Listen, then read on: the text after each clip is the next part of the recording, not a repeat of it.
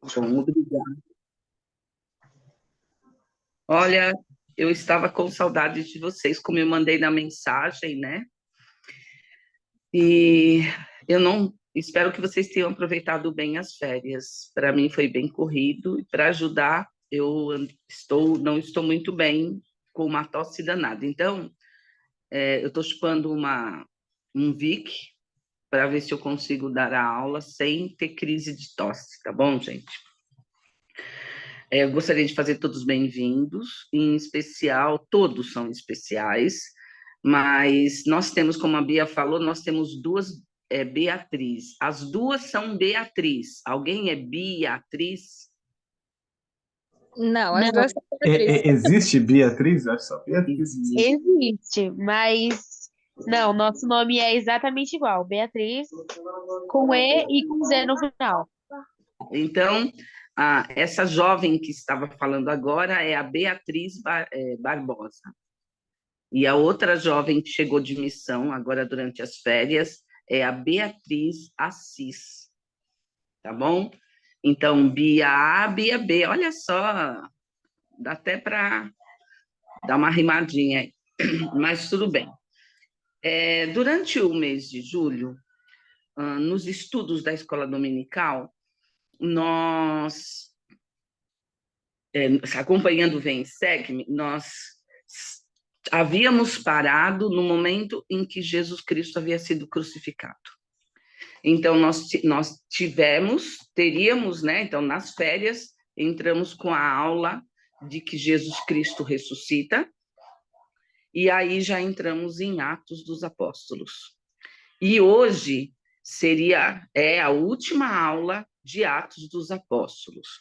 E eu gostaria de saber com vocês, primeiro, se algum de vocês, eu tenho que marcar aqui, quem leu a aula de hoje? Eu, Eu li também. O Henrique, a Bia Assis, só? Infelizmente, eu só consegui ler um capítulo. Então, aí não conta, tá bom? Depois eu vou perguntar novamente, se faltar alguém, eu coloco. E durante o mês, vocês conseguiram ler a designação do Vem e Segue? Vocês se lembram de algo que vocês tenham aprendido sobre Paulo? já logo nos primeiros capítulos, que também foi uma aula do Vencer, né? Eu lembro que eu dei essa aula, fala sobre a conversão dele. Eu lembro que a gente viu um vídeo, foi incrível. Pude aprender um pouco mais sobre Estevão também, né? Ele testificando ali. E aí eu pude entender um pouco mais da perspectiva que ali eles sacerdotes ali, eles parece que era tipo como se eles tivessem, eles sabiam que Estevão estava certo, mas pelo orgulho ou por querer seguir a tradição, eles optaram também por seguir nas tradições deles, e aí por isso que o apedrejaram. Então, isso foi incrível também, tipo, ter essa perspectiva. Bom, mais alguém? Tá bom. Isso que o Henrique estava falando, o que aconteceu com a morte de Jesus Cristo e com a ressurreição dele, eles esperavam que ele morrendo daquela forma ia acabar a igreja. Isso, legal, Jéssica. Realmente, Paulo foi bem determinado em levar adiante o seu chamado, e nós vamos falar sobre isso na aula. Mas, com a ressurreição de Jesus Cristo, aproximadamente 500 outras pessoas ressuscitaram, tá? Saíram, literalmente, levantaram-se de suas sepulturas, pessoas justas. E essas pessoas, elas circularam entre o povo judeu, e fez com que muitos acreditassem, tá? Muitos vamos dizer assim, né, se surpreenderam que uma verdade que eles, de certa forma, não estavam nem acreditando, né? Nossa, como uma pessoa vai voltar, morre e depois volta a viver, né? Isso nunca tinha acontecido na história das Escrituras. Era só um ensinamento. E aconteceu. Mas uma outra coisa, a fé, o testemunho, a determinação de cada um dos apóstolos aumentou assim de uma forma incrível. E eles também receberam o Espírito Santo, os dois Espíritos Santo. Receberam o primeiro, que é o que a gente recebe, tipo, né, a imposição das mãos, que eu não sei se vocês vão lembrar, mas foi como um vento, né?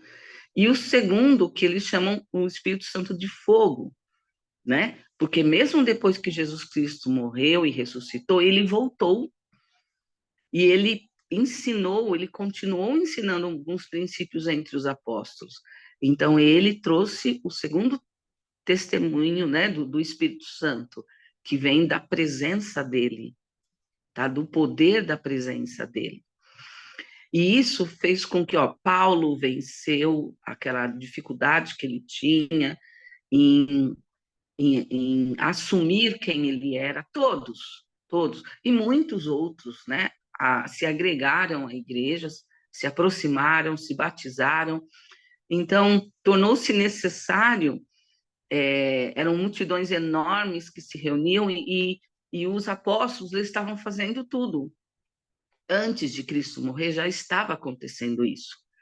Foi quando eles disseram para Jesus Cristo, antes dele morrer, né, que havia muito trabalho e estava ficando difícil para eles servir as pessoas, servir os pratos, né, lá coloca assim as escrituras, servir os pratos, e ao mesmo tempo eles cuidarem das pessoas, ensinarem para elas. Foi aonde o Senhor, então, ordenou, né, inspirado, ele ordenou que fossem chamados 7. E esses 7 portadores do sacerdócio seriam pessoas, homens, que conhecessem o Salvador, que tivesse fé nele, que o acompanhasse, que já tivesse o desejo ou já estivesse fazendo boas obras. E entre esses que foram chamados, falo o nome de todos, mas 2 se sobressaíram, que foi Estevão, que o Henrique acabou de comentar, e foi Filipe, não Felipe, Filipe. Os 2 eram entre os 7 chamados muito poderosos. Então, eles não só se ajudavam na pregação, em todos os momentos, quando se reuniam as pessoas para ouvir, na época o Salvador ainda estava vivo, próximo da sua morte, ou mesmo em outra situação. Foi aonde Estevão foi a uma cidade onde eles eram muito maus, como o Henrique falou, e ele acabou sendo, no final, ele foi apedrejado, mas antes dele ser apedrejado, ele viu os céus abertos, e ele viu Deus e Jesus Cristo. Então, ele teve o batismo, o segundo batismo, que seria, né, o batismo de fogo. Tá? Filipe também realizou muitas boas obras, muitos milagres, mas aí eu não teria assim nada, nenhum detalhe maior para passar para vocês de Filipe, tá bom? Isso a gente vai ter que voltar depois para a gente rever, que foi a aula das férias. Paulo, tá? Eu poderia falar aqui muitas qualidades dele. A Jéssica já citou uma sobre a determinação dele. Ela digitou aí, né? A determinação dele em pregar o evangelho, tá? Nessas aulas anteriores, comenta-se como Paulo era. Vocês lembram alguma coisa de como Paulo era? Quem era Paulo antes? Quando ele era Saulo ou quando ele era Paulo no começo? Quando ele era Saulo. Antes de ele se tornar, dele conhecer o Salvador Jesus Cristo, como que ele era? Ah, ok. Acho que é lá pro Atos 1 que tá isso, que ele fala que ele relata lá que ele estava indo, caminho de Damasco, se não me engano, ele estava indo para aprender a cristão, né? Membros da igreja. Na verdade, era para prender eles, levar para Jerusalém para que possam ser ajudados. Aí no caminho teve, aí ele teve o começo de tudo ali. Mas antes disso era, será, deixa eu ver o que eu posso falar. Não, ele só era alguém que tinha as crenças judaicas, né? Ele não tinha as crenças, ele não acreditava em Cristo até que teve a conversão dele. Mas apesar de tudo, Então, tecnicamente o Senhor chamou ele porque ele era muito bom. vamos dizer assim, né? Ele tinha Então, muito, então vamos ver. você pode- Ó, gente, desculpa, tá? Mas vamos ter esses probleminhas aqui. Você pode ler o que a Jéssica colocou para gente ela diz assim, antes ele sobre Paulo? perseguia os seguidores de Jesus e no meio do caminho ele foi convertido pelo Senhor. Exatamente. Paulo era judeu. Depois nós vamos ver um vídeo que vai estar falando alguns detalhes. Ele era judeu e ele perseguia, perseguia, prendia, fazia prisioneiro aqueles que acreditavam em Cristo, pegavam a Cristo e levavam para aqueles homens, né, que ficavam nos templos lá, os sacerdotes, para eles serem julgados, tá? Por exemplo, ele estava presente quando Estevão foi morto. Então, quando eles pegaram Estevão, jogaram ele algo que eu aprendi, tá bom? Eu já comentei isso com vocês numa aula. Lembra que eu falei para vocês no livro de Mórmon, a alma, acho que e a moleque, que eles pregam a um povo, aí eles ficam muito bravos, abrem um buraco enorme, põe chamas, põe madeira, põe muito fogo, e pegam todas as pessoas que acreditam nas palavras de alma e jogam lá no fogo. E aí o companheiro dele diz, né, vamos levantar as mãos, né, vamos fazer algo para que eles parem com isso, né, porque imaginem, deve ter sido horrível, porque era pai, mãe, criança, tudo, a família inteira estava sendo jogada ali naquele fogo. E só lembrando que a alma diz que o espírito constrangia a fazer isso, porque o Senhor estava recebendo aquelas pessoas, né, no reino dele. Então, eu já vi outros filmes e outros vídeos da igreja onde mostra as pessoas sendo apedrejadas, mas não fazem um buraco. No de Estevão, isso mesmo. Depois você lê para a gente o que o Jonathan escreveu. No caso de Estevão, eles fizeram um buraco e puseram Estevão lá dentro. E aí mostra ele jogando as pedras.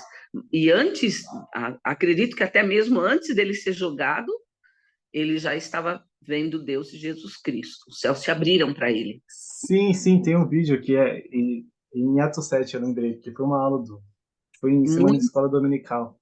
exatamente, muito bom.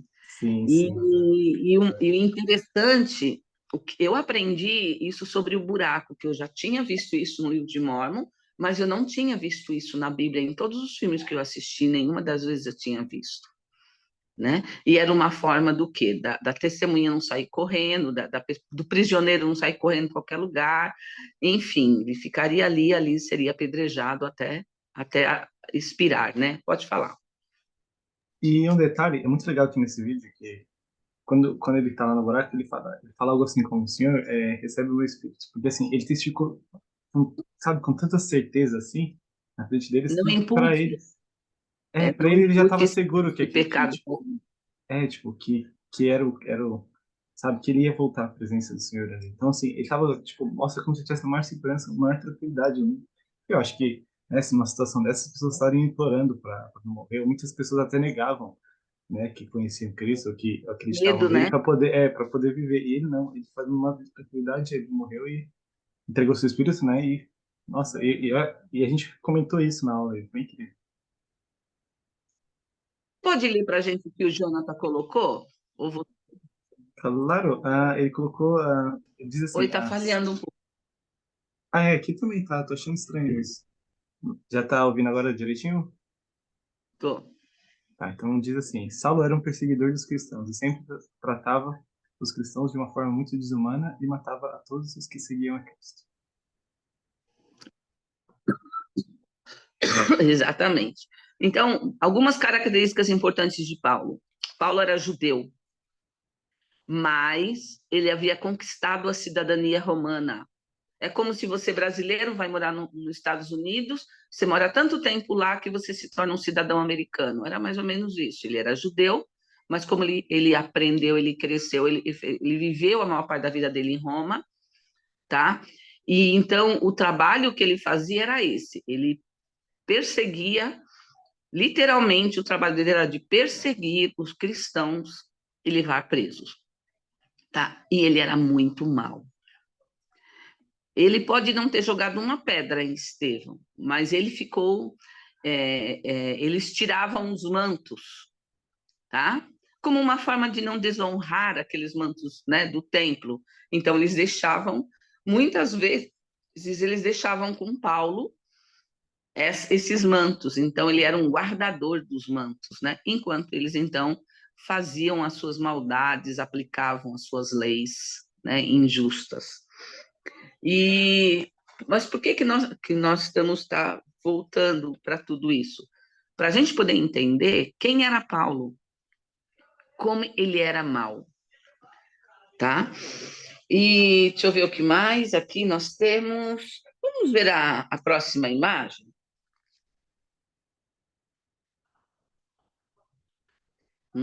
Tá. Essa imagem, quando Paulo ele estava junto com um grupo de pessoas, ele estava indo buscar prender alguns judeus que estavam pregando de Jesus Cristo. Tá? Nós vamos daqui a pouco ler o que ele... Saulo recebeu a visita do Salvador durante a passagem da estrada de Damasco, isso mesmo. Tá? E algo interessante nesse momento, que nós vamos ouvir aí, ele vai estar citando até no vídeo, foi que só ele, todos viram a luz, mas só ele ouviu Jesus Cristo. Tá? E ele ficou cego. A luz foi tão intensa que ele perdeu a visão naquele momento. E ele teve que ser levado pela mão até a cidade de Damasco. Tá? Alguém se lembra alguma coisa a mais que tenha acontecido nesse momento aí? Depois que ele ficou cego, que ele foi levado para Damasco, o que aconteceu com o Paulo? Qual foi a atitude dele?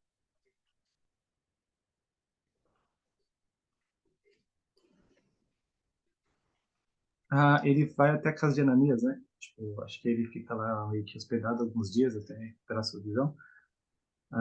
Ou não, na verdade, Ananias recebe uma revelação do Senhor para ir até a casa de... Tá lá pro começo, tá lá Para onde Paulo estava, tudo bem. Como? Ele recebe uma designação do Senhor para ir até onde Paulo estava. Sim. E Paulo estava bem? Bom, estava cego ainda. Vocês acham que Paulo estava bem? Não, eu acho que ele ainda estava tentando entender tudo que tinha acontecido. Porque não foi algo normal, não foi algo que a gente, nossa, aconteceu isso aqui normal no cotidiano. Então, Vamos fazer o seguinte. Passa o próximo vídeo, deixa eu ver. Eu tomei a... Tá. Quem pode ler para a gente? A primeira pergunta. Como podemos descobrir o que o Senhor espera que façamos? Como? Como Paulo descobriu o que o Senhor esperava que ele fizesse? Ele recebeu a visita do próprio Salvador, e durante a visita do Salvador, o Salvador indagou ele, né, das coisas que ele fazia. E naquele momento ele percebeu que ele estava fazendo mal, né, para quem fazia o bem, né? E daquele momento em diante ele começou a refletir nas ações dele, e foi onde ele começou a ter o início da conversão dele, né? Muito bom. E nós? Vai precisar aparecer uma luz em nossa vida, no nosso caminho, a gente vai precisar ficar cego. E para nós? Como que nós podemos saber o que o Senhor espera de nós? A Jéssica colocou através da oração. Muito bom. Então, nós podemos orar e saber o que o Senhor espera que nós façamos. Eu gosto muito que o Senhor, nas Escrituras, ele fala que algo declarado pela boca dele ou dos santos profetas é o mesmo, né? Então hoje a gente tem o privilégio de termos um profeta vivo que nos orienta à vontade do Senhor. Então quando a gente dá ouvidos, né, ao que ele diz nas conferências, então é uma forma que a gente tem de saber o que o Senhor deseja para a nossa vida. Muito bom, obrigada, Ju. Você pode ler para a gente a segunda pergunta? Posso? Quem pode ajudar-nos a preparar-nos para cumprir nossas responsabilidades? Quem pode nos ajudar?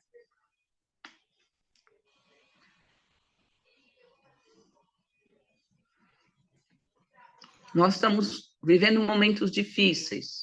Podemos estar vivendo na nossa vida pessoal momentos difíceis. Temos inúmeras responsabilidades. A gente sabe de casos de mães e pais que enfrentam muitas dificuldades ou por terem muitos filhos, ou por não terem, ou por ficarem desempregados. Aonde nós podemos encontrar ajuda para a gente continuar cumprindo as nossas responsabilidades? Aonde e como? Como nós já falamos, orando, né? Buscando as escrituras. Bom, o Espírito Santo, Consolador, nos ajuda onde ir, o que devemos fazer, qual caminho seguir, com quem temos que falar. Essas impressões são muito importantes para nossas vidas cotidianas. Senão a gente nem recebia ele. Tá muito Uma bom. coisa interessante também é sempre ter bons conselhos, né, dos líderes da igreja, né? Eles sempre têm uns conselhos que nos ajudam a nos aproximarmos cada vez mais das nossas responsabilidades e, assim, ter o desejo de cumpri-las também, né? Muito bom. Aqui, as perguntas. Jonathan, pode terminar de ler as perguntas? Prestem atenção, da terceira para baixo. Que tipos de preparativos são os mesmos para muitos de nós? Pode Que continuar. tipos de preparativos podem ser diferentes para cada um de nós? Como nossa educação formal nos ajuda em nossos preparativos? Será que algum dia estaremos totalmente preparados para servir nos chamados da igreja? Por que sim ou por que não? Como podemos ajudar outras pessoas a descobrir seu futuro na igreja e prepararem-se para ele? Obrigada. Essas perguntas nós podemos e devemos relacionar para nossas vidas, tá? Para chamados, para nossas posições como mães, pais ou futuras esposas ou já esposas, como irmãs. Mas a gente pode direcionar assim para quem já fez uma missão, né? Se nós pararmos, que tipo de preparação nós tivemos? Hoje, para você servir uma missão, você tem que ter pelo menos o ensino médio, tá? Eu não entendo, eu não vejo, é um requisito mínimo. Mas faz diferença se um rapaz que vai para a missão ou uma moça souber falar duas línguas? Sim, demais. Souber dirigir?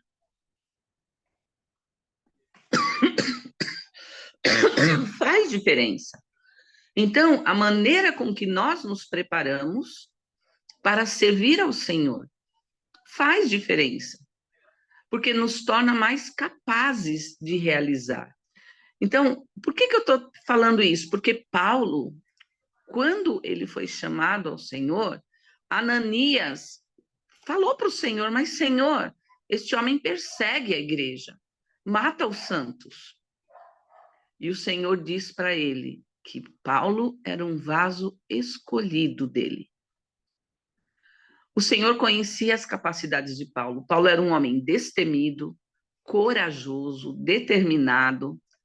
Apesar dele ter esse era o trabalho dele, mas ele tinha muita bondade dentro do coração.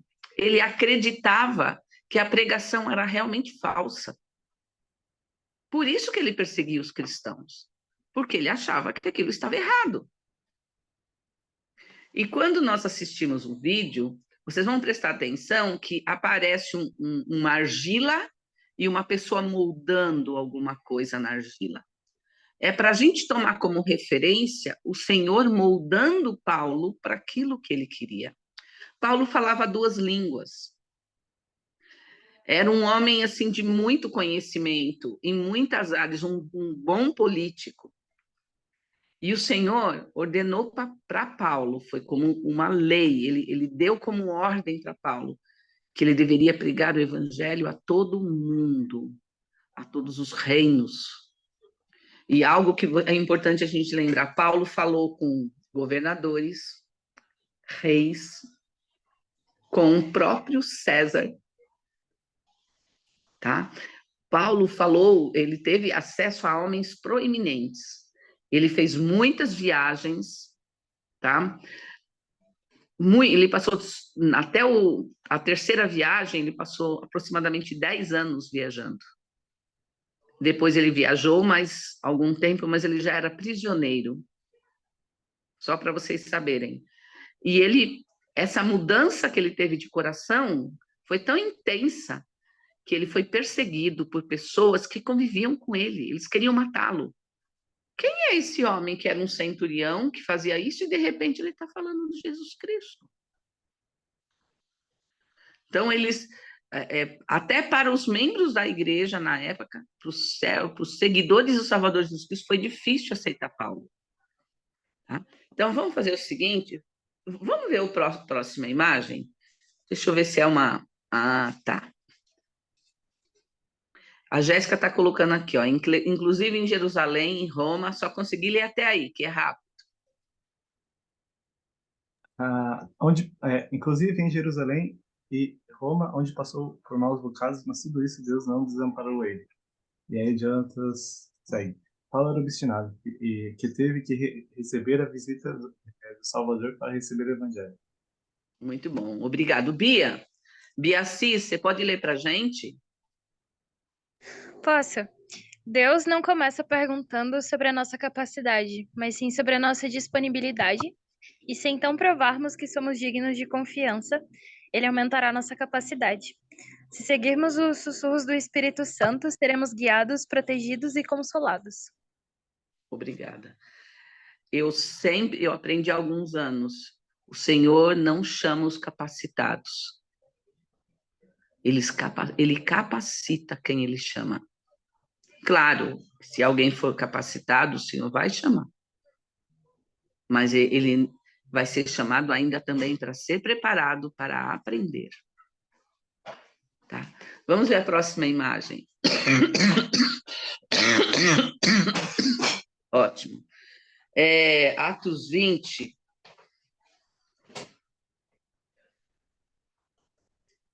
Tá. Fala sobre uma viagem que ele vai precisar fazer. Quem pode ler para a gente? Eu aqui acho que eu estou lá na frente. Versículo 22, né? Isso. Certo. Do E 22 agora, ao 25. Do 22 ao 25? Isso. Beleza. E agora, eis que, constrangido eu pelo Espírito, vou para Jerusalém, não sabendo o que lá me há de acontecer, senão o que o Espírito Santo de cidade em cidade me testifica, dizendo que me esperam prisões e tribulações. Mas de nenhuma coisa faço caso, e nem a minha vida tenho por preciosa, contanto que cumpra com alegria a minha carreira e o ministério que recebi do Senhor Jesus, para dar testemunho do Evangelho da graça de Deus. E agora, eis que bem sei que todos vós, por quem passei pregando o reino de Deus, não vereis mais o meu rosto. Então, vamos lá. Nesse momento, Paulo havia sido chamado para ir até Jerusalém. Mas o Espírito Santo havia alertado ele. Tá? No 23, me testifica dizendo que me esperam prisões e tribulações. Tá? E ele também está falando que provavelmente ele não vai retornar dessa viagem. Olha o chamado que ele estava recebendo. Como vocês se sentiriam? Alguns de nós que já fomos missionários, a Bia que já voltou, a Bia que está indo. Como vocês Como vocês sentiriam se no chamado missionário de vocês, se tivesse dizendo que vocês iam sofrer, iam até ficar presos, ou que dissesse que vocês não iriam voltar mais para ver seus entes queridos? De certa forma, eu ia ficar com medo. A minha mãe, ela já tá com medo de eu ir sabendo que o senhor vai estar me protegendo. Quem dirá se o senhor dissesse uma coisa dessas? É assustador, né? Para Paulo também foi assustador. E para todos os santos que já o conheciam o valor dele, a coragem dele, também foi difícil. Foi muito difícil. E alguns tentaram até dissimular para que ele não fosse, tá? Acho que isso já deve ter acontecido com a gente, de a gente ter tomado uma decisão e alguém, um amigo, começar a tentar dissimular a gente. Não, não vai, não faz, né? E a gente sabe que a gente tem que fazer, mas a gente fica dividido. Paulo não ficou dividido. Ele estava tão determinado. Então, vamos ver. Se eu não me engano, no próximo quadro é outra escritura. Ó, ele estava preso devido à viagem que ele fez. Quem pode ler agora esses três versículos?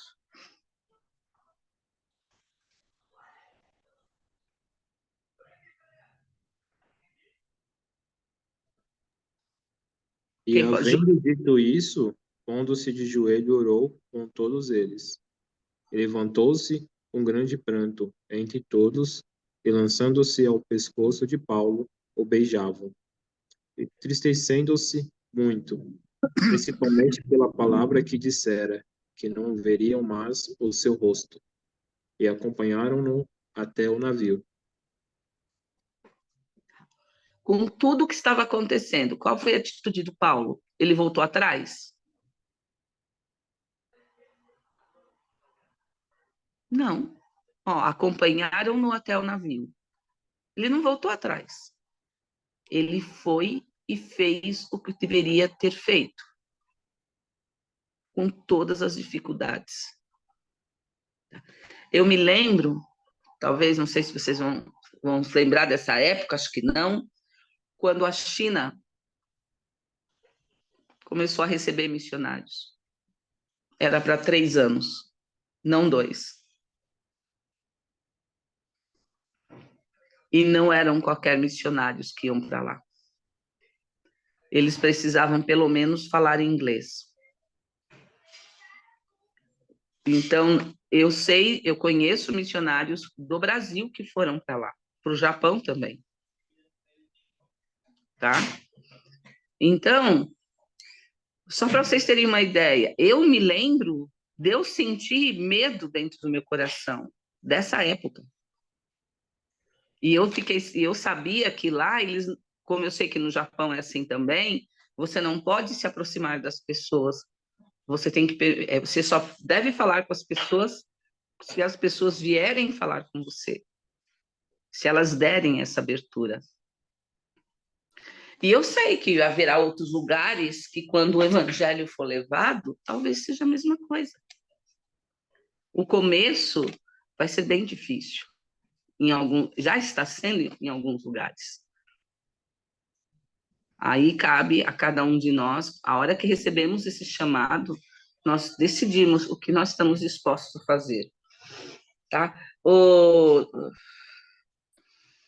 Vamos ver o próximo quadro?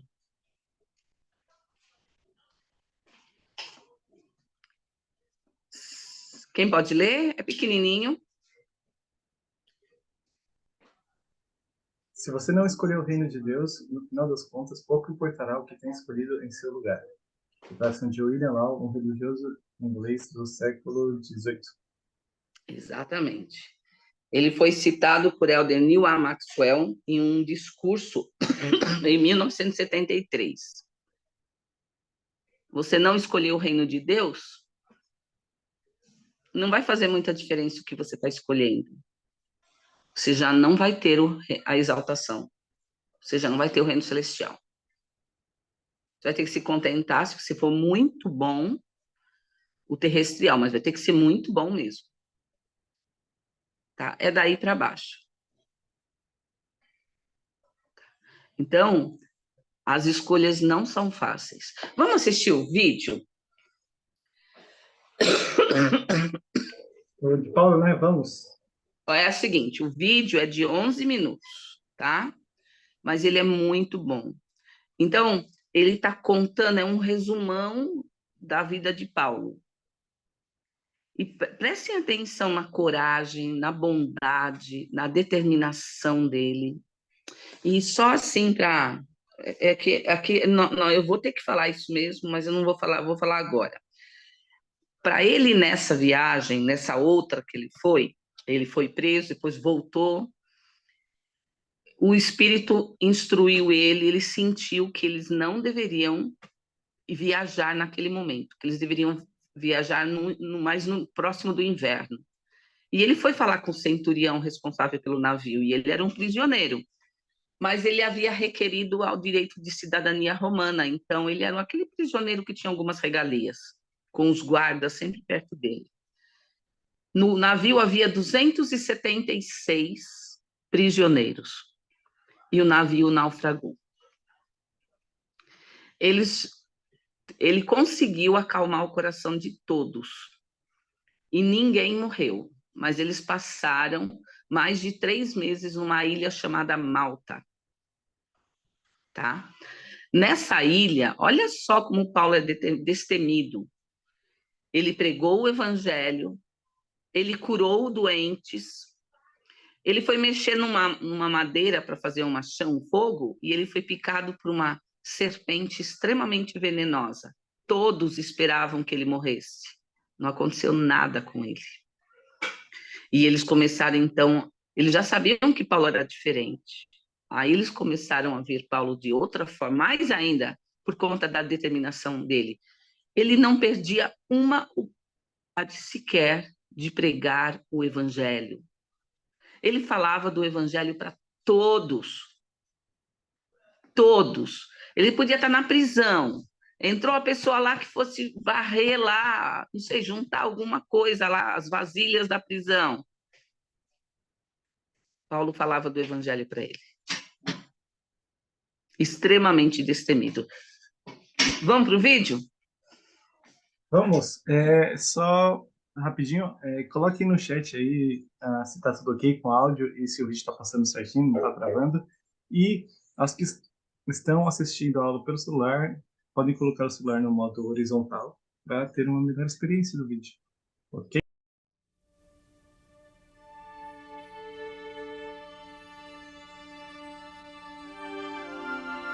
Ananias.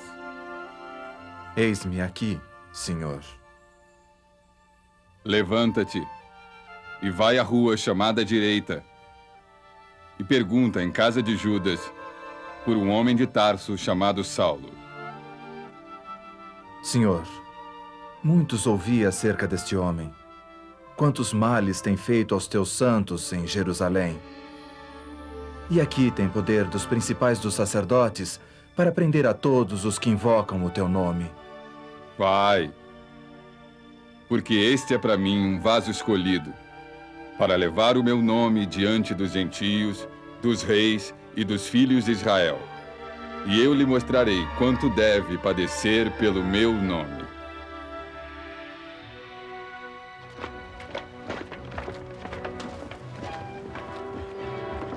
Ninguém que conhecesse o fariseu Saulo de Tarso.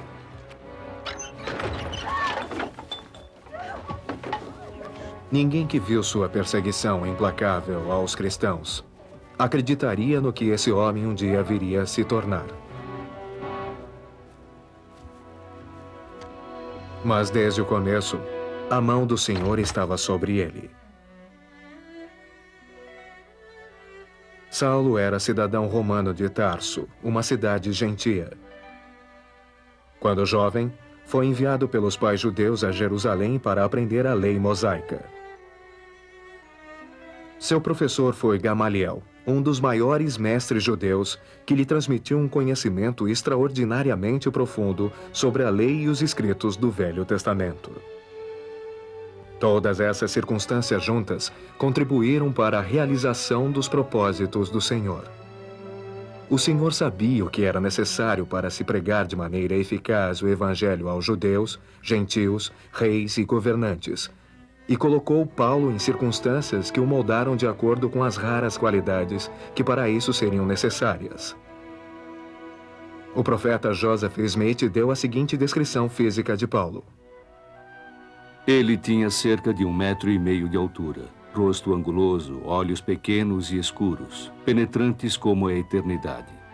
Voz lamuriosa, exceto quando elevada, e então era quase semelhante ao rugir de um leão. Acompanhemos os labores deste apóstolo da época de sua conversão até o momento de sua morte, e obteremos um exemplo claro de industriosidade e paciência para divulgar o Evangelho de Jesus Cristo. Durante 30 anos, Paulo trabalhou incansavelmente como apóstolo e missionário, zelando por aqueles a quem serviu. Seu conhecimento e treinamento permitiram-lhe ensinar tanto aos judeus quanto aos gentios de todos os níveis sociais o que era o Evangelho de Jesus Cristo e qual a responsabilidade do homem concernente a esse Evangelho. Por 3 décadas, Paulo atravessou o Império Romano, pregando o Evangelho e estabelecendo a Igreja. Cuidou dos membros da Igreja e fortaleceu-os com muito amor, escrevendo-lhes cartas, motivando-os e visitando-os repetidas vezes. E quase ao término de seu ministério, Paulo cumpriu as palavras do Senhor de que daria testemunho de seu nome diante de reis e governantes.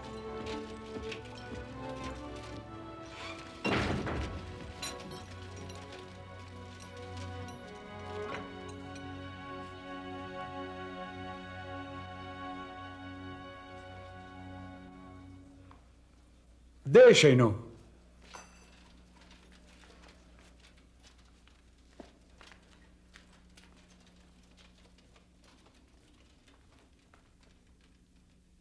Rei Agripa e todos os senhores que estáis presentes.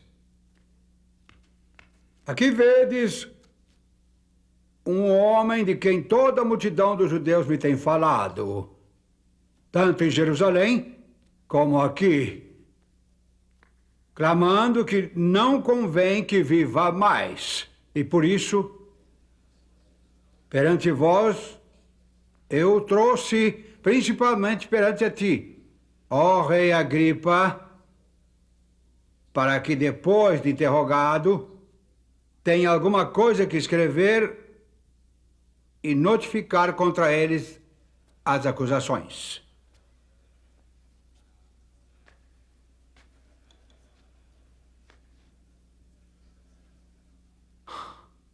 É permitido que te defendas. Tenho-me por feliz, ó Rei Agripa, de que me haja hoje de defender. Rogo-te que me ouças com paciência. Quanto à minha vida, desde a mocidade, todos os judeus a conhecem. Conforme a mais severa seita da nossa religião, vivi como fariseu. Bem tinha eu imaginado que contra o nome de Jesus Nazareno devia eu praticar muitos atos. Encerrei muitos dos santos, nas prisões, com autorização dos principais sacerdotes. E quando os matavam, eu dava meu voto contra eles, castigando-os por todas as sinagogas. Até nas cidades estranhas os persegui. Sobre o quê? Indo então a Damasco, ao meio-dia, ó rei, vi no caminho uma luz do céu que excedia o esplendor do sol e que me envolveu. E caindo nós todos por terra, ouvi uma voz que me falava em língua hebraica e dizia: Saulo, Saulo, por que me persegues? Dura coisa te é recalcitrar contra os aguilhões.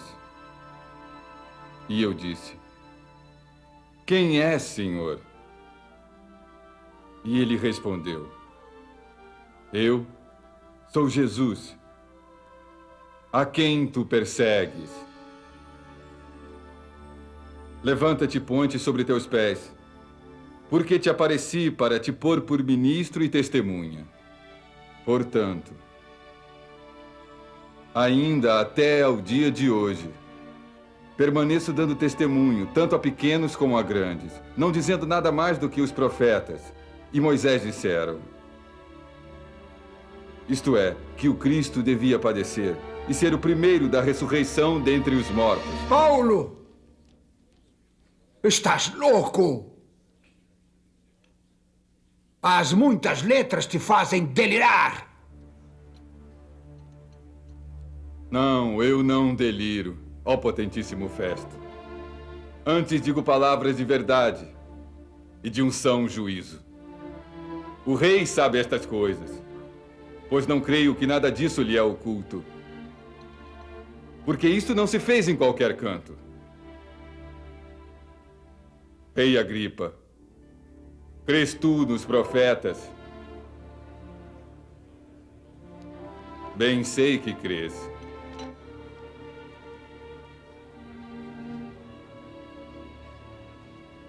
Por pouco, me queres persuadir a que me faça cristão. Provera a Deus que não somente tu, mas também todos quantos hoje me estão ouvindo se tornassem tais qual eu sou, exceto por estas cadeias.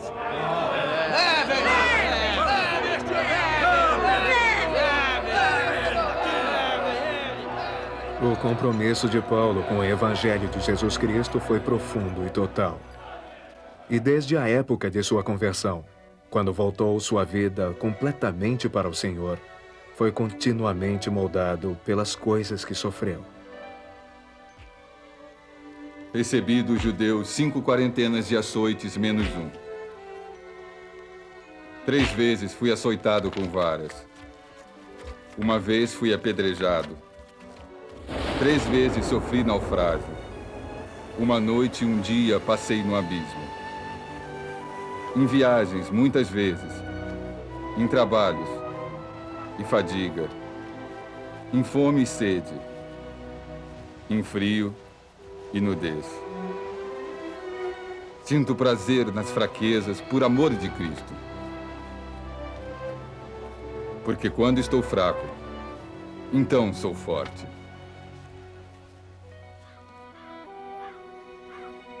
Pouco antes de sua morte, soldados romanos escoltaram Paulo por 212 quilômetros desta velha estrada, a Via Ápia, em direção a Roma.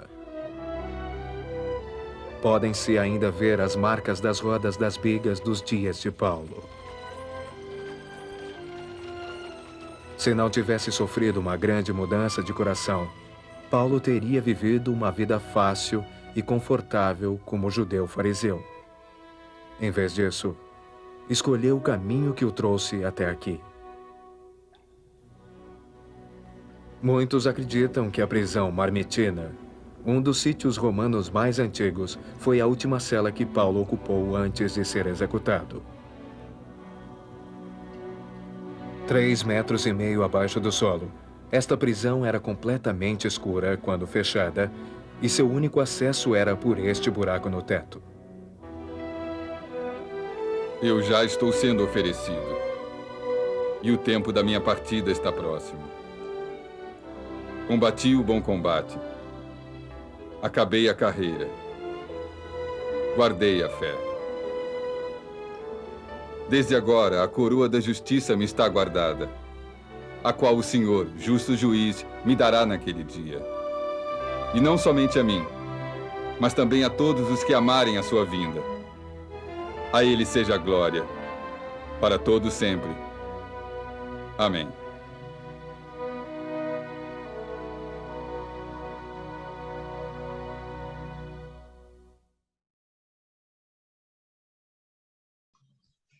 Rapidinho só, apareceu, eu tive um pequeno conflito de áudio, não sei de onde veio, mas a gente vai enviar o vídeo no grupo, tá? E eu acho que eu vou conseguir editar antes de colocar no YouTube. Então, talvez hoje à noite a aula não vá para o YouTube, mas para poder fazer esse negócio, mas dá tudo certinho, sem problemas, beleza?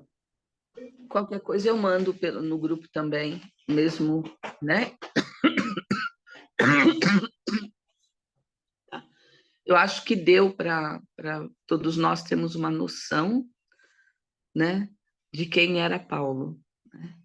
Imagina este homem forte, poderoso, antes, quando perseguiu os judeus. Ele era tão determinado quanto, porque ele acreditava que ele estava certo antes. Tá? Então, vamos ver a próxima imagem, Henrique? Alguém gostaria de fazer algum comentário? A gente pode continuar. Eu gostaria de fazer um comentário. É interessante que fala que sobre todas as coisas que ele passou, né? Passou sobre é, por naufrágios, passou por dificuldades, frio, fome, foi apedrejado, foi expulso dos lugares, as pessoas não queriam ele lá, né? E achei interessante sobre o naufrágio, né? E que você falou que quando eles ficaram na ilha e ele foi picado por uma serpente, que todos esperavam que ele morresse, né? Por causa do veneno da serpente. E isso não aconteceu. E ele, mesmo assim, ele realizou muitos milagres preso naquele lugar com aquelas pessoas. E na aula do seminário, a gente viu sobre isso ontem, né? E fala que o Senhor, ele cumpriu muitas promessas que ele fez para os seus apóstolos, né? E isso que aconteceu é o cumprimento de uma promessa que ele fez lá em Marcos 16, que fala assim: E estes sinais seguirão os que crerem. Em meu nome expulsarão demônios, falarão novas línguas, pegarão em serpentes, e se beberem alguma coisa mortífera, não lhes fará dano algum, e porão as mãos sobre os enfermos e os sararão. Então, mesmo antes de Paulo começar a seguir o Salvador e fazer tudo isso como testemunha dele, o Senhor ele já tinha dado essa promessa para os apóstolos dele, né? E mesmo antes de tudo isso acontecer, quando nenhum deles imaginava o que o futuro reservava, né, para eles. Então, lembrar que o Senhor, ele faz as promessas, nós não sabemos quando serão cumpridas. A gente estava falando sobre isso ontem, que pode demorar meses, anos, e a gente falou sobre a bênção patriarcal também, que pode até ser depois dessa vida, né, que o Senhor vai cumprir. Mas o Senhor vai cumprir cada uma daquelas promessas que ele tem para nós. Sim, e deixa eu comentar rapidinho só. Gostei muito da parte do vídeo que fala assim que ele poderia ter vivido uma vida muito tranquila, muito fácil, muito confortável, né? Se ele seguisse lá como romano, fariseu. Mas não, o fato dele ter seguido, né? Ter seguido ao Senhor, ele sofreu bastante, mas ele seguiu no caminho certo, buscou o reino dos céus. É isso. Obrigada. Então, aí eu imagino que pra gente podia ser também. A gente podia sair muito nos domingos, fazer um monte de coisa, mas não, a gente prefere servir na igreja, prefere estar aqui. Mas ainda assim, a gente sabe que a recompensa no fim vai ser maior, porque essa felicidade momentânea. Exatamente. Nós não precisamos viajar, enfrentar desastres com as embarcações.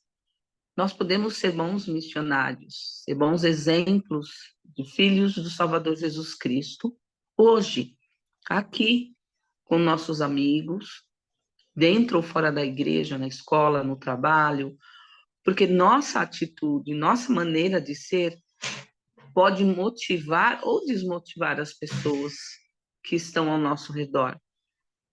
Então, sempre devemos ser um exemplo. Quem pode ler para a gente?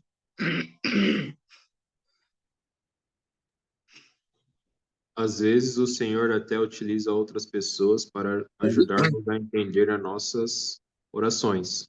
Por exemplo, quando oramos pedindo ajuda para compreender determinado princípio do Evangelho, ele pode inspirar um professor a debater aquele princípio em uma aula. O Senhor também pode ajudá-los para ajudar outras pessoas a cumprir o que o Senhor espera deles. Estejam preparados para ajudar sempre que o Senhor os chamar. Haverá inúmeros momentos em que nós podemos ser chamados para fazer alguma coisa, que nós nos sentamos incapazes. A gente só precisa confiar. Sempre, por mais capazes que a gente se sinta, o Senhor sempre vai nos qualificar. Às vezes, todo o conhecimento que eu tenho não é o suficiente para mim fazer determinadas coisas. Não vai resolver para uma série de outras coisas que eu tenho que fazer. Mas a minha boa vontade, a minha determinação vai me qualificar para isso. Vai ajudar com que o Senhor me ajude a me tornar uma pessoa melhor. E Ele sempre usa pessoas para abençoar-nos em nossas vidas. Sempre. Às vezes, vocês são anjos na vida de algumas pessoas. Vocês podem não perceber. Mas quando vocês fazem as visitas de vocês, quando vocês fazem a ministração de vocês, e o fato de vocês, antes de saírem da casa de uma família, dar aquele abraço, ou vocês, por dador do sacerdócio, perguntarem se estão precisando de alguma coisa, se há algo que vocês possam fazer, eu não tenho dúvidas que vocês estão fazendo diferença na vida daquelas pessoas. Eu presto meu testemunho para vocês, que o chamado de ministrar é um dos maiores chamados missionários que existe hoje para todos nós. Vamos ver a próxima imagem, por favor. Tá. Em Doutrinas e Convênios, em Atos 26, essas escrituras do 12 ao 18 é o chamado missionário de Paulo. Alguns de nós já abriu seus chamados missionários. E lá cita o nosso nome, fala da nossa dignidade, que nós estamos sendo chamados para servir na missão tal, e aí fala algumas coisas para trazer o coração dos filhos do Senhor ao Pai, enfim. Quem pode ler para a gente essas escrituras? Quem ainda não leu e gostaria de ler? Tem gente quietinha aí, ó. Letícia, você tem como ler? Tem sim. Pelo que ele entrou a Damasco com poder e comissão dos principais e sacerdotes, ao meio-dia o rei viu o caminho da luz do céu, que excedia o esplendor do sol, a qual me revelou a mim e aos que iam comigo com sua claridade. E caindo nós todos por terra, ouvi uma voz que me falava, e em língua hebraica dizia: Saulo, Saulo, por que me persegues? Dura coisa te é recalcitrar contra os aguilhões? E disse eu: Quem é, Senhor? E ele respondeu: Eu sou Jesus, a quem tu persegues.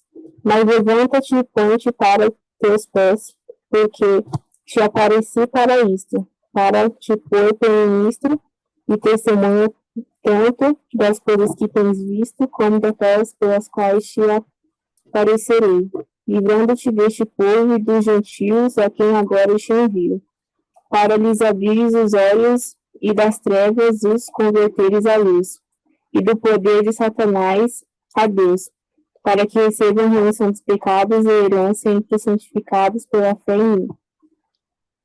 Obrigada. Se atenham, tá? Nos dois últimos, olha, nos três últimos, né?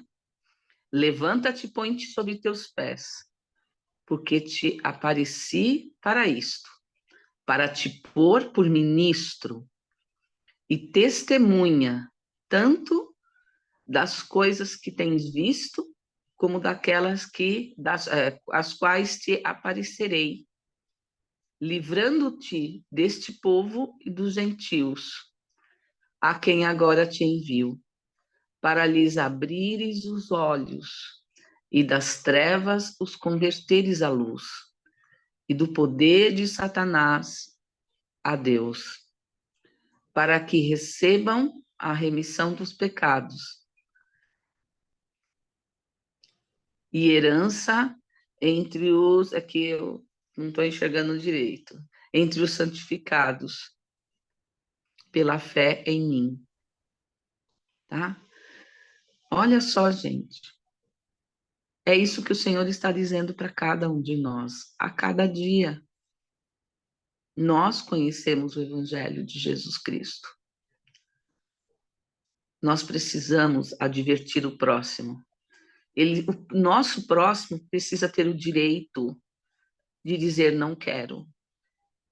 Mas para ele dizer isso, ele tem que saber que o Evangelho de Jesus Cristo está na face da terra, que ele é real.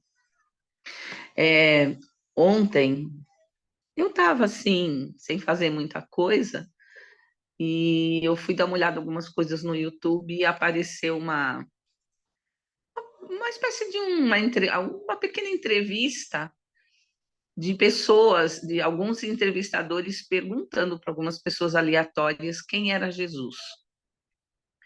Gente, eu me surpreendi. Não só eu, como aquelas pessoas que estavam entrevistando. Nenhum deles, ninguém sabia quem era Jesus Cristo. Eram jovens que estavam respondendo as perguntas. Só alguns mais velhos sabiam quem era Jesus Cristo. Sabe? E aí a pessoa que estava fazendo a entrevista encerra dizendo que o Brasil é considerado um dos países onde mais de 1/3 da população conhece Jesus Cristo. É um dos países que mais tem cristãos. E, no entanto, desse povo, poucos sabem quem foi Jesus Cristo. Quem é ele? Imagina se conhecem alguma coisa a mais, se um dia pensaram em sequer orar, em sequer perguntar para ele alguma coisa. Então, cabe a nós, sim, realizarmos o trabalho de ajudar os outros a saberem o que nós sabemos, a conhecer o que nós conhecemos, a terem oportunidade de passar no templo, de encontrar seus falecidos, enfim, de fazer muitas coisas. Vamos ver a próxima imagem, por favor? Alguns acham que ele é apenas uma figura histórica. Exatamente, Jonathan. Teve uma pessoa que falou isso, que ele era apenas uma figura histórica, nada mais, que ele era um mito, que ele nunca havia existido, que é como um poeta, né? Historiador, um poeta. Quem pode ler essa citação?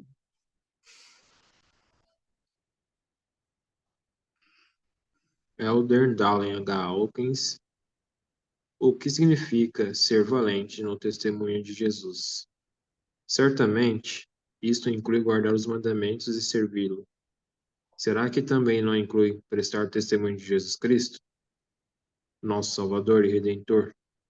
Tanto aos crentes como aos não crentes, como ensina o apóstolo Pedro aos santos de seu tempo, devemos santificar a Cristo como Senhor em nossos corações e estar sempre preparados para responder com mansidão e temor a qualquer que nos pedir a razão da esperança que há em nós. Tá. Então, ele está dizendo o que significa, né? Então, nós sermos valentes. Tá? Aí todo mundo vai falar, é uma resposta praxe, né? Que nós já sabemos guardar os mandamentos, servir, estudar as escrituras, orar, mas também precisamos prestar testemunho de Jesus Cristo. Ontem eu tive que ir ao hospital, hoje é quarta. Ontem ou segunda-feira, gente, acho que foi ontem, eu estava muito ruim da tosse, não estava conseguindo respirar, e falei, vou precisar ir no hospital. Estava lá quietinha, né? Eu não conseguia nem ler. Estava lá esperando os atendimentos e eu observei uma mulher jovem, acho que no máximo uns 33 anos, chorando. E ela passou comigo pelo PS, ela tomou medicação, chorando. Aí nós fomos juntas para fazer tomografia, nós duas. E ela chegou depois de mim, mas eu estava observando ela. E aí eu comecei a conversar, né? E perguntei. O nome dela é diferente. É Ana Lupe, se eu não me engano. Ana Lui ou Ana Lupe. É um nome diferente. E eu perguntei, você está com muita dor, né? Ela falou assim, estou. Ela estava com uma infecção de urina que já tinha ido para o rim. E ela já tinha sido tratada no final de semana, mas não tinha com quem deixar o filho, então ela não podia ser internada. Isso foi na segunda-feira. E porque ela voltou na segunda e ela estava sentindo muita dor. E ela estava com muito medo. Porque não sei se vocês sabem, uma infecção de urina para homem ou para mulher não tratada pode se tornar uma infecção generalizada e gerar a morte dos órgãos. E a pessoa morre, né? É muito perigoso se não for tratado rápido e adequadamente. Eu não falei nada, porque ela já sabia disso. E ela falou assim, eu estou chorando porque está doendo muito o meu rim, mas também eu estou apavorada, porque eu tenho um filho, meu marido está trabalhando, agora que a minha mãe veio do interior para ficar com ele, porque eu pedi para ela vir, que eu não estava bem.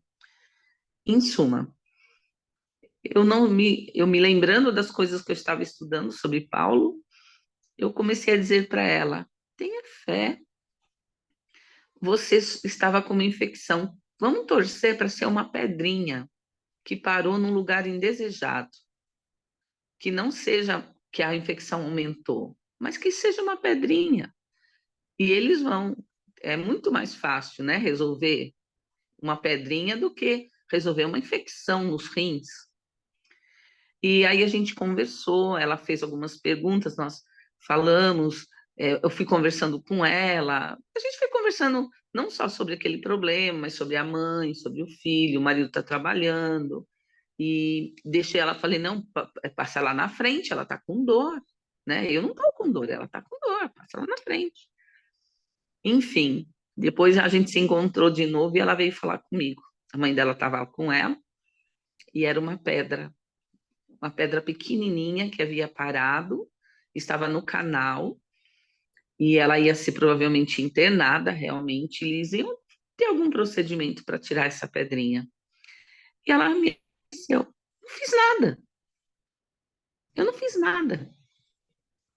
Eu apenas falei o que eu sabia. Confia no Salvador Jesus Cristo. Confia nele. Você é jovem, você é mãe. Confia, pede para ele. Para acalmar, te dar forças e eles encontrarem o problema. Só isso. Ela estava mais calma, ela agradeceu por eu ter acalmado ela. Não, é que eu falei para vocês, eu não fiz nada. Eu fiz isso que eu estou fazendo com vocês, conversando com ela.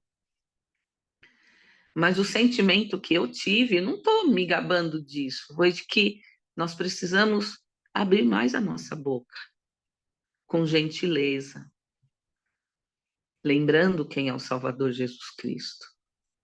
Muita gente está precisando disso. Quem ia adivinhar, olhando para Paulo, quantas pessoas nós não conhecemos que a gente diria assim, esse se tornar membro da igreja, fazendo tudo que ele ou ela faz? Eu sei que a gente consegue pensar em algumas pessoas que a gente não acredita, que nunca se converteria. Mas quem somos nós para fazermos esse tipo de julgamento? Olha, Paulo mudou. Quem podia dizer? Imagina quantas mortes não estavam sobre as costas dele. Mesma coisa com Alma, né, no livro de Mórmon. Quanta maldade ele não havia feito. Então, nós temos que apenas fazer a nossa parte. E com amor. Tem um comentário? Claro. Eu gostei muito dessa experiência que você compartilhou, né? Eu estava lendo essa citação e eu gostei muito da parte que ele pergunta o que significa ser valente no testemunho de Jesus. Acho que geralmente a gente pensa que deve ser algo muito robotizado, né? Tipo, eu sei que Cristo vive e tudo. E realmente defender as coisas. Mas eu acredito que ser valente no testemunho de Jesus Cristo também, se nós sabemos que Cristo ele é real e que ele vive, então a gente vai buscar fazer aquilo que ele fez, né? Então, como você fez com aquela moça, né? Você poderia ter falado muitas coisas, mas o seu testemunho, ele foi realmente muito forte porque você demonstrou amor por aquela pessoa, né? Você ouviu, você fez aquilo que Cristo faria. Então, algo que eu sempre pensava, principalmente durante quando eu estava servindo a missão, é o que Jesus Cristo faria, né? Acho que às vezes a gente precisa parar de ser robotizado e realmente servir como ele faria. A gente lê as escrituras e a gente escuta os discursos, não é para, sei lá, ser um checklist, né? Tipo, eu li as escrituras. Mas é para a gente aprender sobre o Salvador e realmente agir da mesma forma que ele. E eu realmente sei que ele vive, que quando a gente sente esse amor, a gente vai conseguir compartilhar com outras pessoas de uma forma muito natural, porque vai fazer parte da gente também. Muito obrigada, Júlia. Muito obrigada mesmo, tá? Então, É a Bia que tá falando. Ah, tá. Desculpa aí, Bia.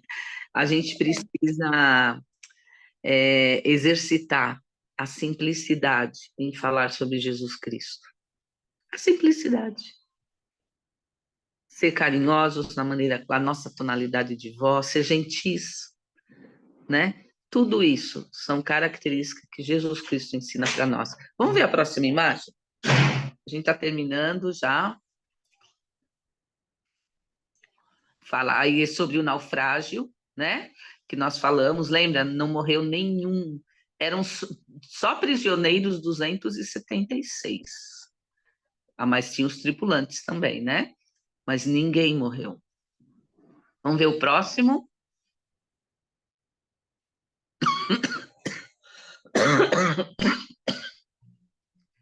Tá. Eu li essa citação lá atrás, no começo dos estudos. Mas isso eu acho que eu cometo esse erro. Então, quem pode ler para a gente? Bia, você pode ler para nós, Bia Assis, que a gente estava conversando? Posso sim. Fala, infelizmente as pessoas parecem não conseguir ser tolerantes e respeitosas em relação ao ponto de vista de outras pessoas, na maioria dos casos. Precisamos cultivar uma atitude tolerante e respeitosa em relação às crenças e direitos de outras pessoas. Precisamos desenvolver mais educação no modo de expressar-nos uns para com os outros e em relação às crenças e às práticas dos outros. Podemos discordar das pessoas sem ser desagradáveis. Podemos discordar sem erguer a voz e tornar-nos amargos e vingativos em nosso modo de ser. Precisamos aprender a agir assim. Precisamos colocar em prática um maior espírito de Cristo em nossa vida, um espírito de amor ao próximo e estender esse espírito a todas as pessoas, independentemente de quem ou como elas adorem, desde que elas não infringam os direitos dos outros. Isso, para mim, foi bem importante. Tá? E eu acho que talvez alguns de nós possam estar precisando se lembrar disso. Tá? De repente a gente seja menos tolerantes, né? Mas fica aí para vocês pensarem. Vamos encerrar com a última imagem, por favor, do Elder Richard J. Scott. Quem gostaria de ler? Esse é algo para vocês, para cada um de vocês. Elder Richard J. Scott, o Senhor está atento ao seu progresso e crescimento. Esse progresso é acelerado quando permitimos que ele nos guie através de toda a experiência de aperfeiçoamento que vivemos, ainda que, a princípio, não gostemos. Quando confiamos no Senhor, quando estamos dispostos a concentrar o coração e a mente em Sua vontade, quando lhe pedimos orientação por meio do Espírito para fazer o que Ele nos pede, é-nos assegurada maior felicidade ao longo do caminho e maior realização e desempenho nesta existência mortal. Se questionarem tudo aquilo que lhes for pedido ou resistirem obstinadamente a todos os desafios desagradáveis, será mais difícil para o Senhor abençoá-los. Tá. Precisamos estar mais disponíveis a fazer aquilo que o Senhor quer que a gente faça. Pode não ser muito agradável. Eu fico muito triste que eu sei que o número de ministrações de homens do sacerdócio é muito pequena. Tá? Mas pode ser feita, pode ser realizada. E eu não tenho dúvidas do poder incrível que vocês têm. Não só vocês, homens, como cada uma de nós, mulheres, quando nós demonstramos para as irmãs que nós nos importamos, quando nós nos demonstramos de maneira bem simples que nós nos importamos com as pessoas. Pode fazer muita diferença. Peço o meu testemunho para vocês de que este é o Evangelho de Jesus Cristo e que nós podemos fazer diferença. Com coisas simples e pequenas, nós podemos fazer diferença. Eu presto o meu testemunho a cada um de vocês e deixo essa aula em nome de Jesus Cristo. Amém. Amém.